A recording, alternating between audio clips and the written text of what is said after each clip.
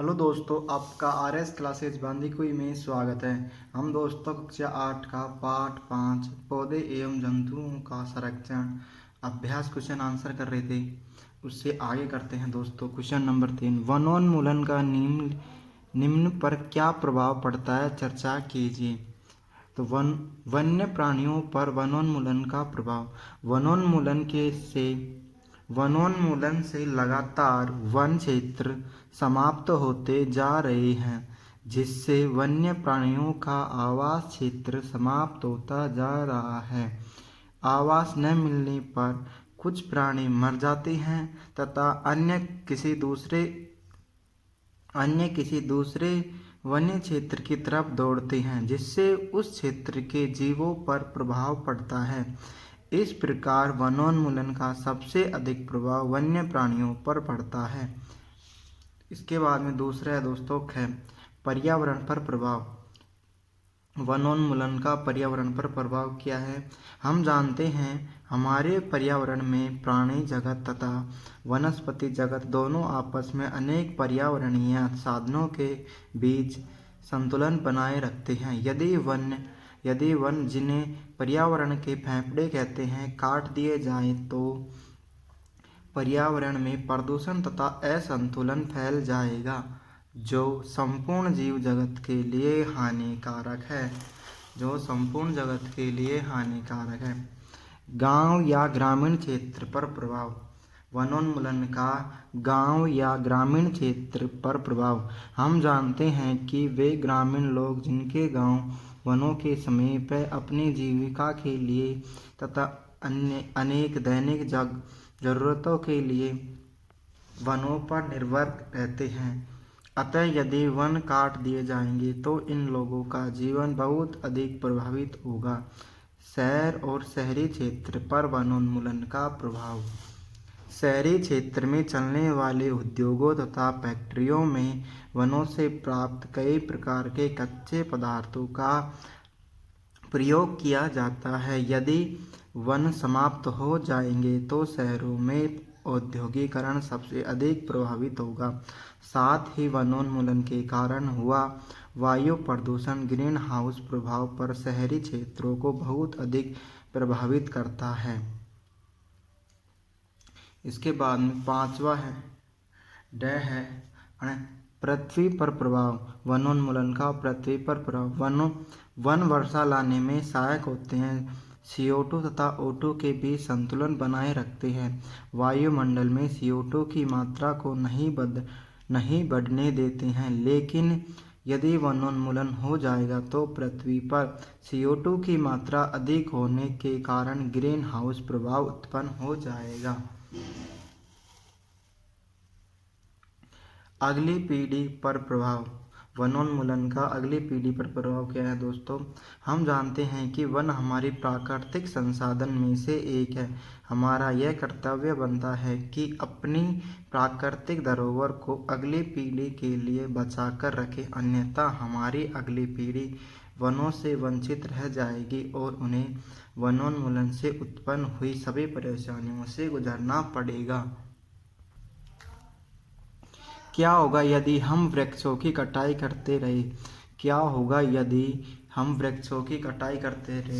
हम वृक्षों की कटाई अगर लगातार इसी तरह करते रहे तो कुछ समय पश्चात हमारे अधिकतर वन क्षेत्र समाप्त हो जाएंगे और वनोन्मूलन से पृथ्वी पर ताप एवं प्रदूषण के स्तर में वृद्धि होती है।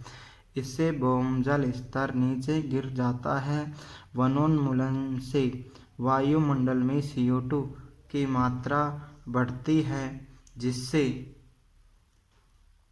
प्राकृतिक संतुलन भी प्रभावित होता है। यदि वनों की कटाई अनवरत चलती रही तो वर्षा एवं भूमि की उर्वरता में कमी आएगी। इसके अलावा सूखे तथा बाढ़ जैसी प्राकृतिक आपदाओं की संभावना बढ़ जाती है।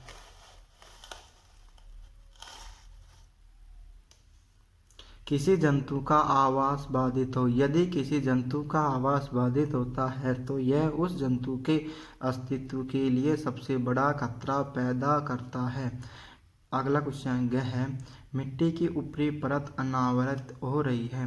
यदि मिट्टी की ऊपरी परत अनावृत हो रही है तो मिट्टी की परत हटने से उसके नीचे की कठोर चट्टान दिखाई देने लगेगी।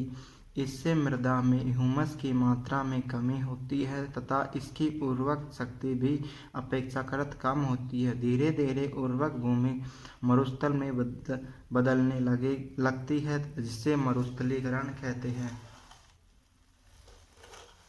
संक्षेप में उत्तर दीजिए। हमें जैव विविधता का संरक्षण क्यों करना चाहिए?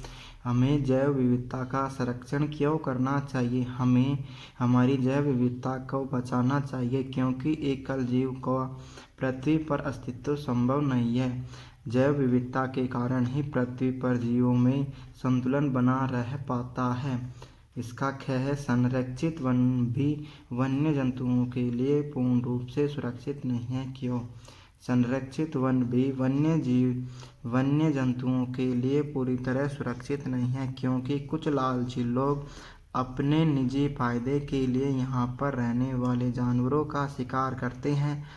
इसलिए हम कह सकते हैं कि संरक्षित वन भी वन्य प्राणियों के लिए अब सुरक्षित नहीं है। कुछ आदिवासी लोग वनों पर निर्भर करते हैं। कैसे? आदिवासी लोग वनों में या वनों के निकट रहने वाले लोग होते हैं। ये लोग अपनी प्रत्येक आवश्यकता की पूर्ति वनों से प्राप्त उत्पादों से करते हैं। इसी प्रकार हम कह सकते हैं कि आदिवासी लोग वनों पर निर्भर रहते हैं। अगला है वनोन्मूलन के कारक और उनके प्रभाव क्या हैं? वनोन्मूलन के कारक। वनोन्मूलन का अर्थ है वनों का समाप्त करने पर भूमि का अन्य कार्यों के लिए उपयोग करना। वनोन्मूलन के निम्नलिखित कारक हैं: कृषि के लिए भूमि प्राप्त करना, घरों एवं कारखानों का निर्माण करना, फर्नीचर बनाना अथवा लकड़ी का ईंधन के रूप में उपयोग। वनोन्मूलन के प्रभाव। पृथ्वी का ताप बढ़ेगा, पृथ्वी के स्तर में वृद्धि होती है, प्रदूषण के स्तर में वृद्धि होती है, भूमजल स्तर भी नीचे गिर रहा है, भूमि की उर्वरता में कमी आती है। रेड डाटा पुस्तक क्या है? रेड डाटा पुस्तक वह है जिसमें सभी संकटापन स्पीशीज का रिकॉर्ड रखा जाता है। पौधों एवं जंतुओं और अन्य स्पीशीज के लिए अलग अलग रेड डाटा पुस्तक है। प्रवास से क्या समझते हैं? प्रवास वह परिघटना है जिसमें किसी स्पीशीज का अपने आवास से किसी अन्य आवास में हर वर्ष के विशेष अवधि में विशेष प्रजनन हेतु चलन होता है। फैक्ट्रियों एवं आवास की आपूर्ति हेतु वनों का अनवरत कटाई हो रही है। क्या इन परियोजनाओं के लिए वृक्षों की कटाई न्याय संगत है? इसी पर चर्चा कीजिए। फैक्ट्रियों एवं आवास की मांग की आपूर्ति के लिए वनों की अनवरत कटाई हो रही है। यह न्याय संगत नहीं है क्योंकि वन हमारी अमूल्य धरोहर है, इन्हें सुरक्षित रखना चाहिए। हम जानते हैं कि वन हमारे लिए बहुत अधिक आवश्यक है। ये वर्षा लाने में आवश्यक हैं, वायु में ऑक्सीजन, कार्बन डाइऑक्साइड के बीच संतुलन बनाए रखते हैं। इसलिए हमें चाहिए कि वनों को हम बचाकर रखें। यदि किसी कारणवश हम वनों की कटाई करनी पड़े तो हमें पुनः वन रोपण करना चाहिए। जहाँ तक संभव हो सके हमें वन उत्पादों को अन्य किसी दूसरे पदार्थ से बदल लेना चाहिए। लोग अपने निजी लालच के लिए औद्योगिकरण को लगातार बढ़ावा दे रही है, जिससे लगातार वनों की कटाई हो रही है। उन्हें समझाना चाहिए कि वन हमारे लिए प्राकृतिक संसाधन है, हमें उन्हें अगली पीढ़ी के लिए बचाकर रखना चाहिए।